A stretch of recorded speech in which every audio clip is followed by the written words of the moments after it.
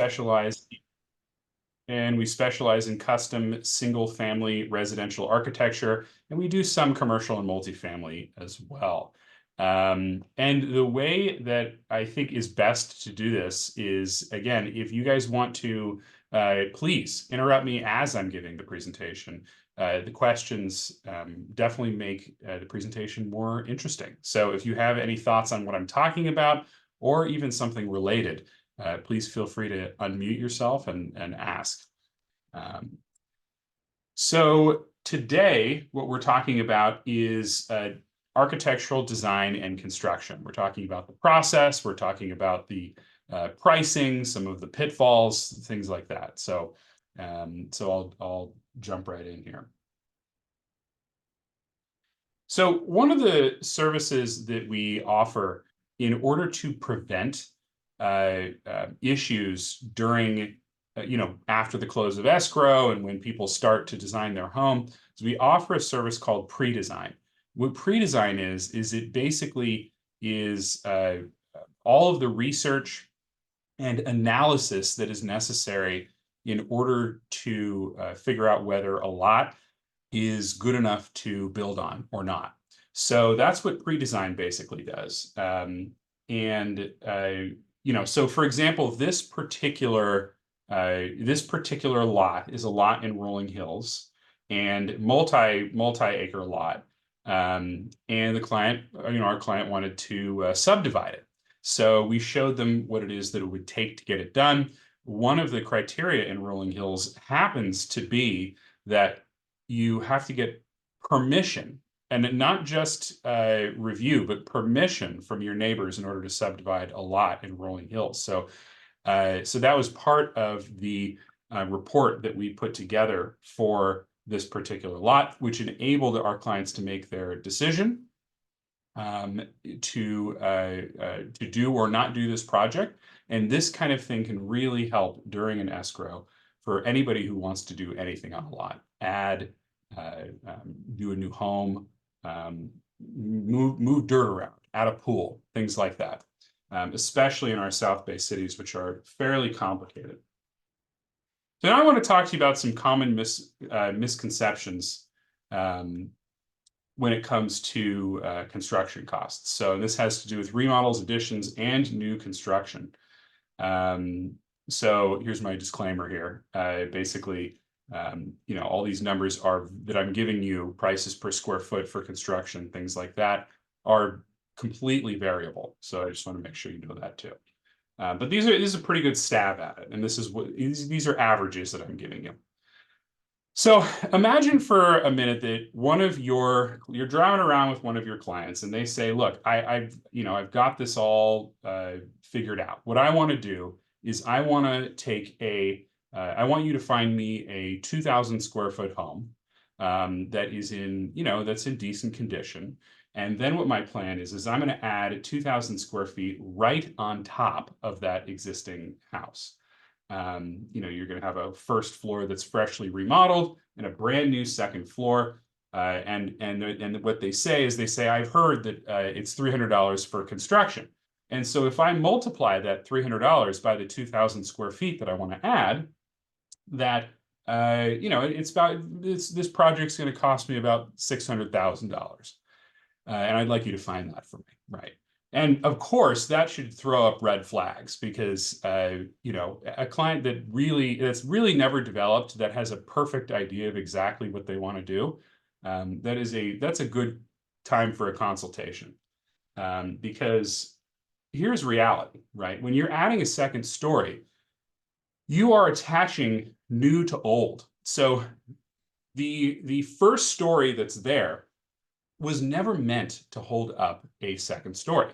So all of the structure within the walls has to be redone. So it may come down to studs, probably will come down to studs. And everyone's always surprised when they do an addition how much of their house disappears just to hold up the new structure.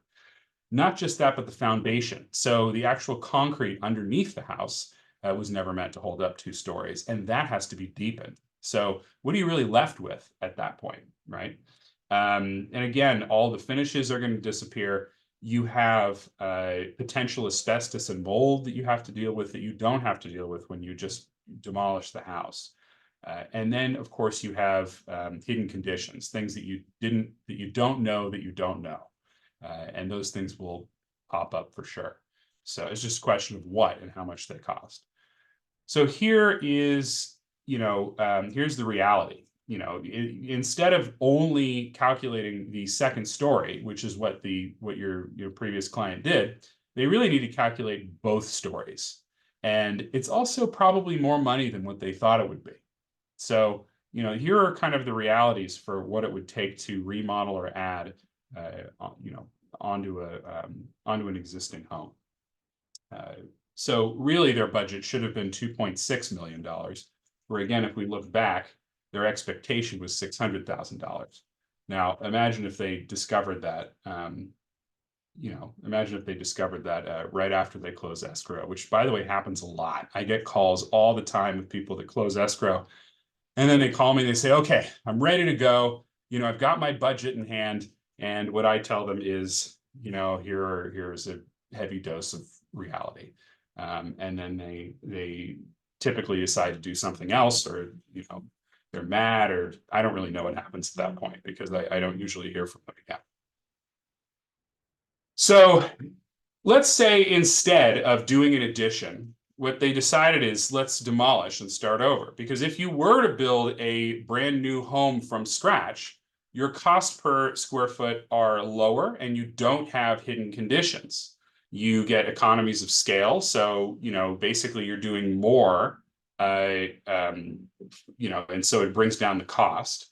Again, no hidden conditions, no mold, no rotted framing, differential settlement. So sometimes a house will actually tilt just ever so slightly, making it extremely difficult to do an addition. You don't have to deal with that if you do a new home, right? And then, of course, faster saves money. And of course, you got a brand new home too, so you don't have to deal with existing conditions and keep things that you maybe wouldn't have kept if you'd started from scratch. So instead of 2.6 to do the addition, it might be 2.4 to build brand new. So there is a point of no return, which I'm going to show you in a second. So basically, here is a very simple graph, right? Larger the project, the more it costs. Makes sense, right? So, and that is definitely the case with new construction. But when it comes to a remodel and addition, the curve is a little bit different.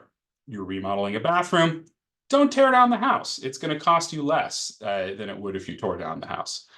You're going to add a wing off to the right. All right, no problem. Don't tear down the house, okay? But if you're adding the same amount of square footage on top that you have down below, that is when you end up at the point where you're going to spend more money to keep the house than you will if you started over from scratch.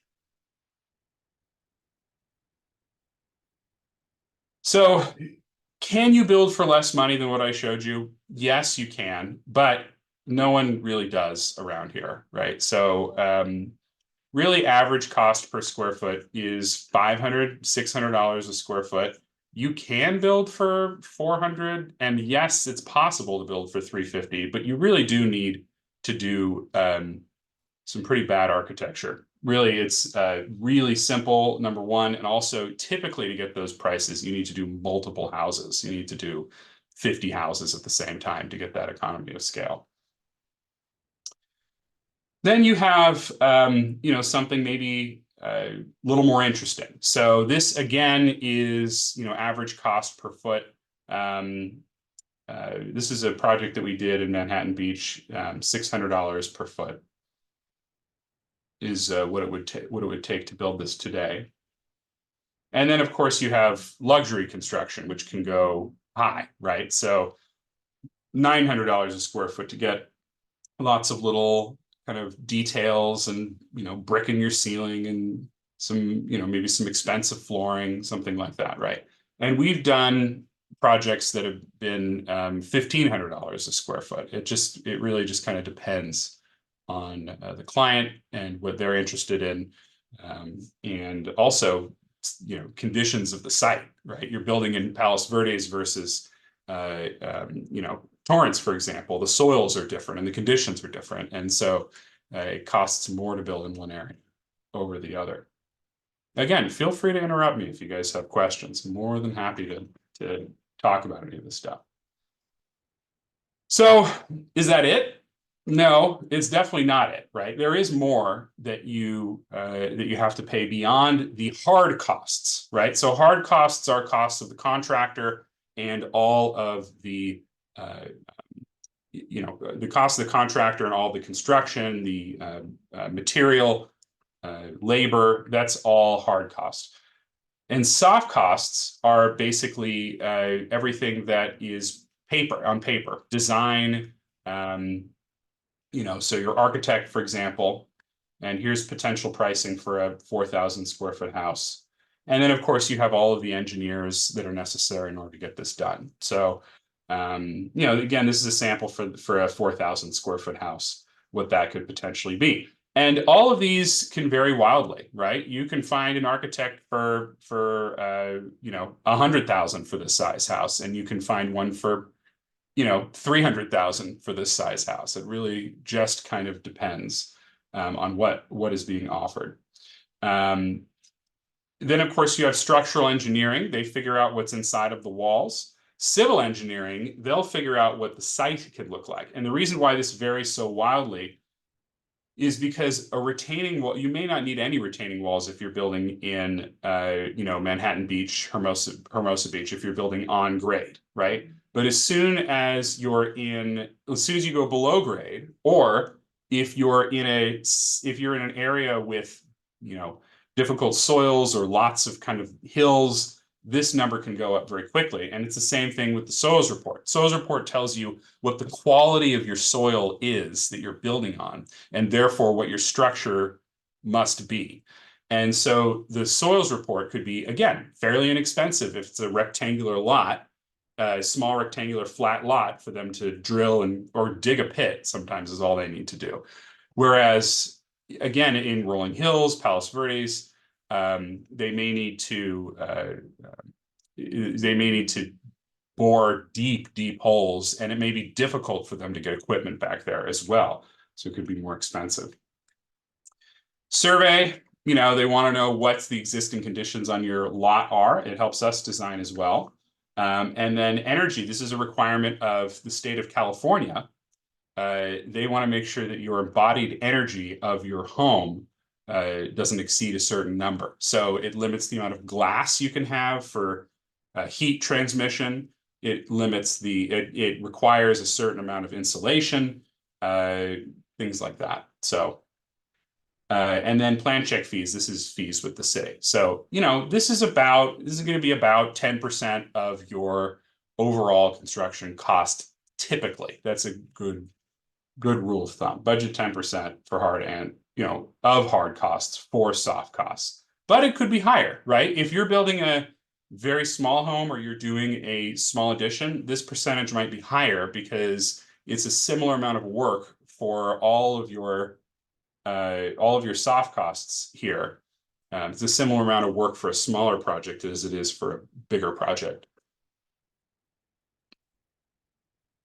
You also have other potential soft costs: landscape architect, mechanical, electrical, plumbing engineer on larger projects, lighting consultants, elevator consultants. Not all these are not required, but some clients opt for these because they want something specific. So let's talk about one more thing with fees. So as far as city fees, there are lots of different variables that can end up costing more or less from a city fee perspective. You might have a planning department. Every city that I've ever worked with has a planning department where they want to know the size and the mass of your home, and they have limitations on that, and they want their fees. They have their fees. And if you need to get a little exception for something because you have something a little different, that's a fee. They may want to, if there's a coastal development program, they may want a fee for that. And especially if you want a variance, they definitely want their fee for that. Homeowners association, like the art jury or the architectural review board that I'm on in Rolling Hills, they want their fees too, just to review, just to look at things.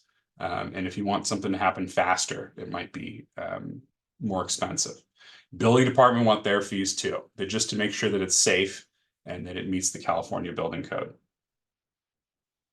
So process, here's a little bit about the process. We talked about pre-design a little bit, what happens at the beginning of the design process, just to figure out whether we can or can't do something. There's research and diagramming that needs to be done. And schematic design is where all of our pretty pictures occur. That's where we build things in 3D. That is where we create something that our clients really enjoy. This is usually their favorite process. Design, development, and construction documents. This is where we're putting all the detail necessary in the plans to get the permit and getting the permit. And then construction administration is where we stick around during construction to make sure that construction takes place properly.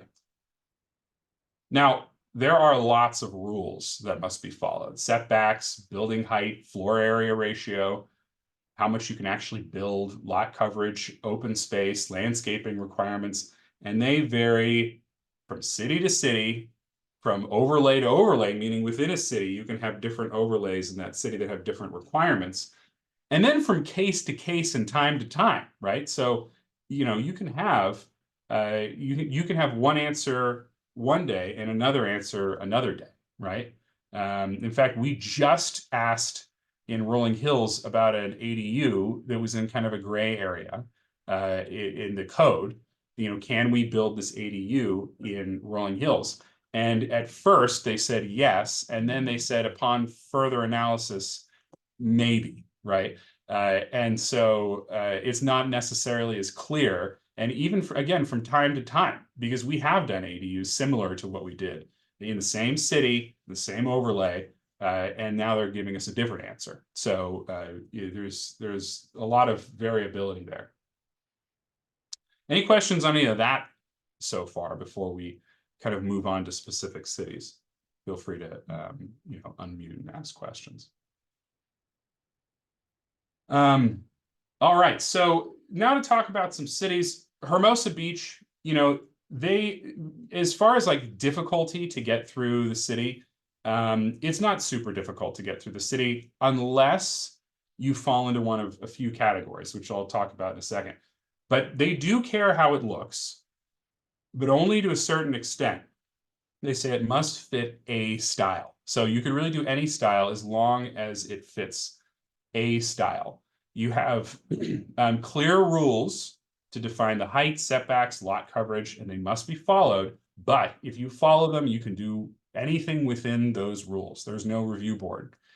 And it can take better part of a year to get a permit in Hermosa. One of the things in Hermosa that is a difficult and unknown variable is if you have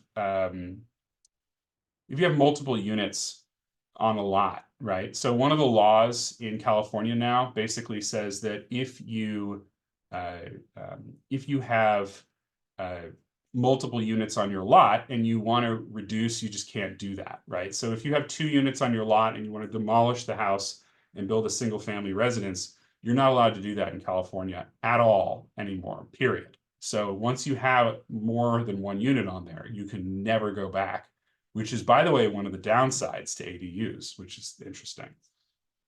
But anyway, so if you do have 2 units on a lot, then your house gets reviewed by the California Coastal Commission, and you end up getting you end up getting months and months of review that add on to this timeline.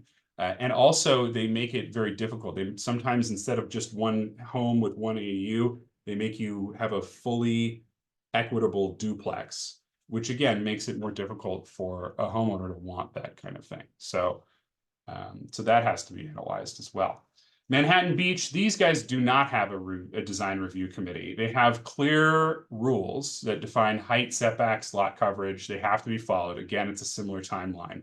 But this one has a local coastal program, so they don't have to deal with the Coastal Commission like Hermosa does. Then you have PVE, which is, again, very clear rules, but none of them really matter insofar as you can't necessarily get everything that those rules say you can get. It gets reviewed by a planning commission, and the planning commission decides, can you, should you be able to get what you're proposing? And it's all very subjective. So the neighbors will show up, they will have their input, and they will tell you, no, I want it lower, you're blocking my view. And then you have to negotiate. You have to shrink a little and then go back and try again. And it's just the way it works in the city. You also have the art jury, which I'm sure you've heard of, which is basically, again, it's their version of a homeowners association that determines style. So they want to make sure that it fits within the style of Palos Verdes Estates. It takes a long time to get a permit NPV, 18 plus months. Sometimes it can take 2 years.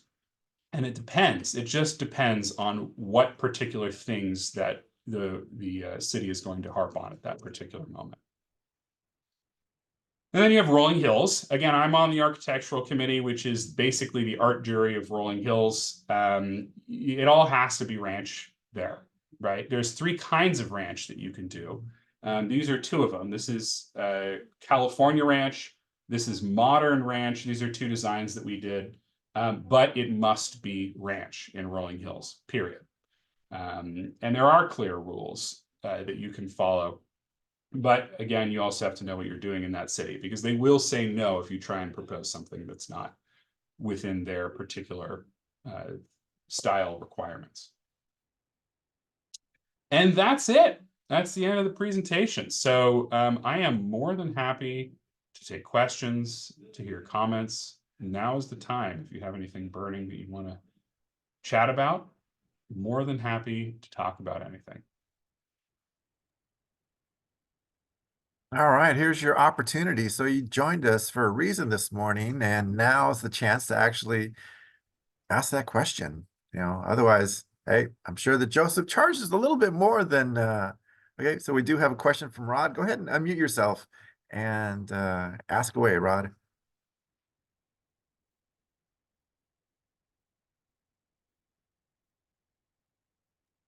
Rod, we still can't hear you if you want to unmute at this point.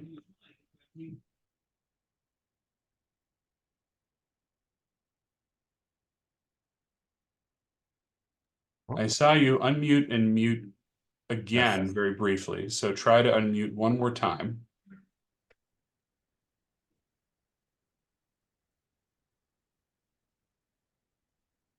So while Rod's doing that, Vicky asked, can you get a copy of the slides? Sure, absolutely. Be happy to send that as a PDF over to you guys. Question from Russell. Are our clients able to hire you for consultations if they want to purchase a property with the intent of adding on? Absolutely. So, again, we do a few things. We have our general consultation that we do, which is just to answer questions. It's, basically 1 hour of our time for anything that we happen to know about that particular area, anything that we could help with on the spot. If there's more complexity, then we also offer a service called pre-design, which is essentially a consultation plus research. So consultation plus research and analysis. And that's, of course, more expensive, but it's a more thorough analysis of that particular lot. Sometimes the consultation is plenty good, and sometimes if it's a more complex lot, it does require pre-design in order to be more certain that you can do what you want to do. Okay, so I see that Vicky's raised her hand. Oh, wait, Russell, we got the follow-up. Are you able to share the cost for each type of consultation?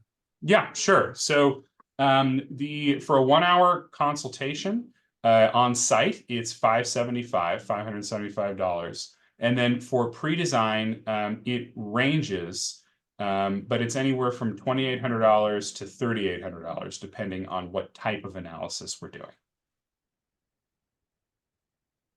Okay. Thank you, Russell, for that follow-up. So, Rod, would you like to try to unmute again? If not, then we will go to Vicky. Oh, okay, here's Rod's question.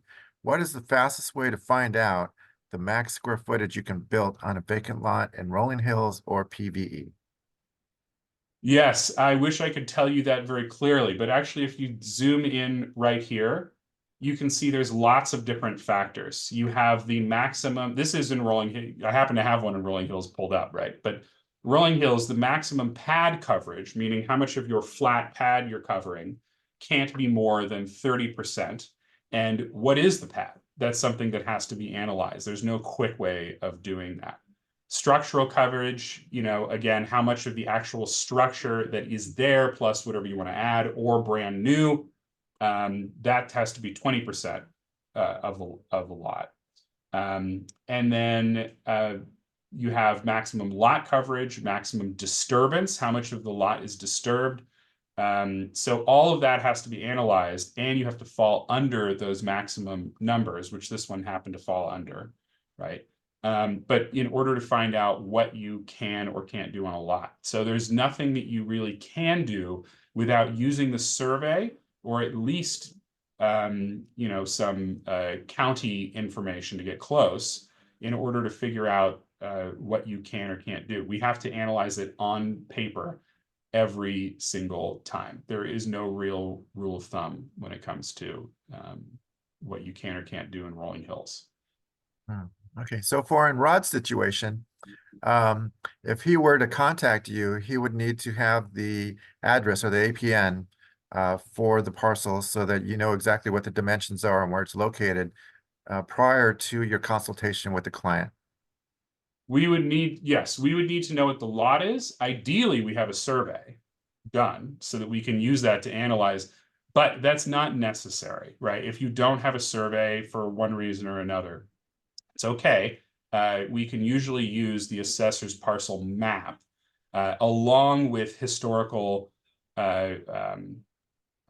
grading information and topography information to get somewhat close, but it's not nearly as perfect as it is if we have a survey on the lot. Okay. So if you are selling a vacant lot in Rolling Hills for one of your clients, I would encourage you to have them get a survey done so that when they're selling it, they can, have a very clear idea of what you can or can't do on that lot while it's being sold. It would definitely make everything more efficient, and it puts less on the buyer, especially since a survey can take a long time to get done, and they would likely not have time during any given escrow to get a survey done. Okay, thank you. All right, so next up is Vicky Gorchenko. So Vicky, go ahead and unmute yourself and ask away. I'm unmuted. Can you hear me? Yep, We glad can. we hear you. Hi, Sorry, Vicky. my internet's going up and down, which is why my picture's going on and off. I'm in the middle, and I say middle, I really don't know where I am, of building an ADU. I'm in the city of Lomita, have spent, and Rick knows this story, I'm sure. I've spent 9 months getting through the city because I'm a corner lot, and they decided that I needed to have 2 setbacks. This has been a very frustrating project. I've been working on it now for 18 months with a company that does the design, the architect, the structural permits, building, soup to nuts, the whole thing. I'm very, very frustrated with how things have gone as far as the timing goes. I don't know where the holdup has been, if it's been on their part or the city's part. But responsiveness has not been what I had hoped it would be. So I decided to get estimates from other builders to decide if I'm going to go another way with the actual construction. Is there any way, any easy way that you know of to evaluate multiple builders' options? I have had 3 of them that were all referred to me by a group that I got through CAR who will help you either with your planning or expediting. And I love all 3 of the contractors. They've come back with varying bids, and it's really hard for me as a layperson to evaluate these different bids because, for example, some don't tell you what kind of cabinets, another one says they're hardwood. You know, So I would say that you're right. It is very difficult to pick a good general contractor, and I would say there are way more bad general contractors out there than there are good ones, an overwhelming majority of bad ones. And sometimes it's hard to tell, right? Yeah. And what's interesting is I think that most people focus on the price that the contractors are giving too much, right? Because at the end of the day, the price that's on the piece of paper that the contractor is giving you doesn't actually matter as much as you think it does, right? Oh, I have discovered that. I have discovered a lot of those soft costs. I would, well, no, not just soft costs, but just discovery, more hard Yeah. costs, right? Yeah. And it's especially if you see a contractor with an especially low bid that seems kind of really great. The one thing I'll tell you is it's a minimum, right? That's what their price, any general contractor's price is a minimum. Right. And basically from there, it can go up very quickly if the contractor misbid it. If they didn't do it properly, then it's going to cost more money than what you thought it was going to. So when hiring a general contractor, the best way to analyze the general contractor is not off of the price, but it's off of the person. Okay. So you have to be a very good judge of character, and you have to really know who you're hiring, because the integrity of the general contractor is the most important thing. Are they going to come in low and nickel and dime you to the point where you're spending more than you would have if you'd hired the next general contractor? Or are they very honest about the number that they're coming in with? They know that there are gaps in the drawings, which there always are. There's always little things that need to be interpreted that could be called surprises, but you know, your architect or your ADU person, they can't put everything on the plans. It's too complex to do that. You'd have a house full of paper at that point, right? And then it wouldn't get followed anyway, by the way. But your general contractor has to be honest, and they have to be good, right? And the way to find that out is a few different ways. Number one, be a good judge of character. I'm sure you are, right? And number two, call references, right? Have them give you references, and heck, go and meet them. Go talk to them and sit down with them and ask them questions, and really try and get a good idea of what their experience was. Tour their house, right? See what their experience was, and we've done that with one so far, and that's been the plan. Good. Because it did show up something that I didn't expect, you know, some mismatched cabinets after, you know, he talked about his father was it's a family-owned company, his father is the carpenter, and then we see these cabinets that aren't quite in sync. Well, so and that's important. And then also, how quickly are they getting back to you now, right? If they're not getting back to you now, which happens a lot, right? They're sure not going to get back to you later. So I'd say those are probably the biggest factors. And yes, there are technical factors, and your architect can help you with that, right? They'll be able to tell you, you know, by looking at I would show them the bids, right? And they'll be able to look at them and say, oh, well, here's some things that I saw that are missing. And they'll get very technical with it. You know, that's harder for somebody who hasn't worked in the industry to do themselves. So I would definitely have your architect do that and analyze that as well. But again, that's actually a less important component. More important is who they are. Got it. Okay, thanks. I appreciate it. You got it. Thank you, Vicki. And oh, Rick, you're muted. Thank you. Next question is, do you know what the cost per square foot in the South Bay if we need to add one or more stories on top of the house? So I'm sure it varies.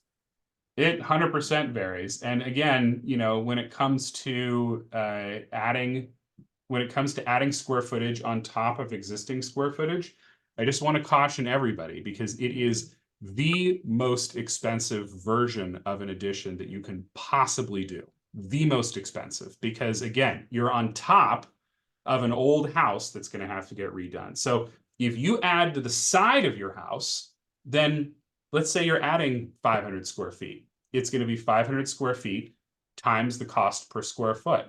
But if you're adding on top of your house, now it's that price per foot multiplied by that square footage, multiplied again by the square footage down below, because it all has to get redone. So it's almost double to add up than it is to add out or add new, right? If you're going to add new, if you're going to add 2 stories to a house, I would add out 1 story and then add on top of that. So you're not building new on top of old. That way, at least you get the full use of your money that you're spending. So, and that's why you don't, you do see people add up, but a lot of times it's because they just miscalculated.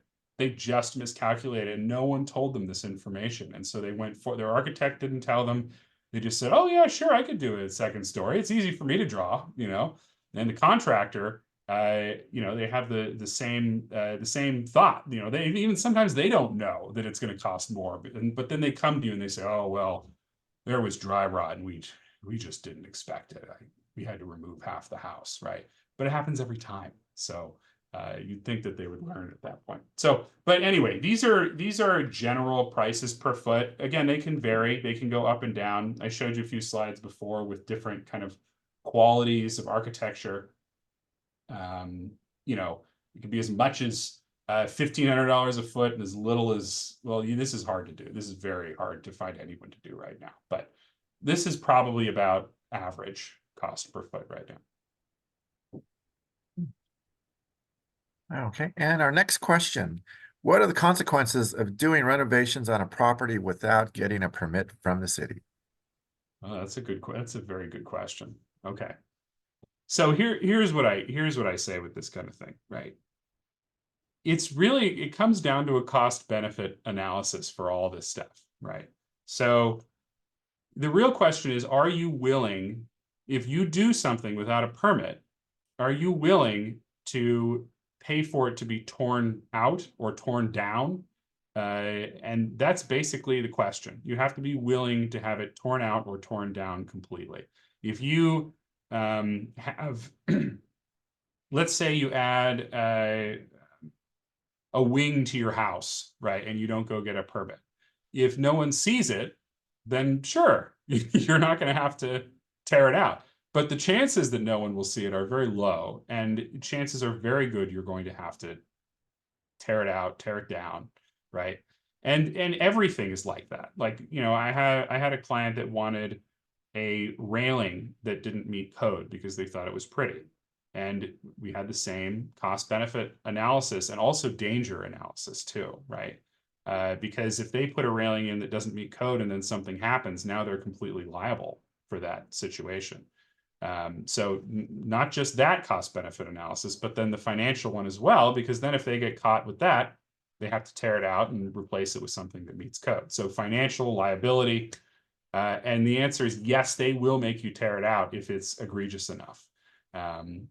Or if a neighbor complains, or if they see it and they don't like it, right? So it really just kind of depends on the individual inspector, depends on your neighbors, depends on the severity of the issue. Some people get away with it, but I'd say at least the ones that I see don't typically get away with it for bigger stuff,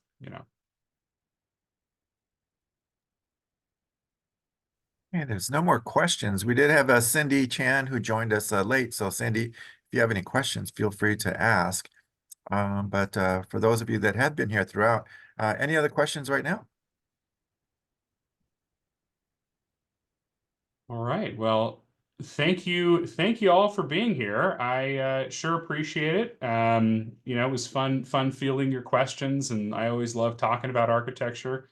If anyone ever has anything that they need, feel free to reach out anytime. Thank you. This was great. Thank you. Appreciate it. All right. Thank you, everybody. Thank you, Joseph. All right. Have a great day. Bye.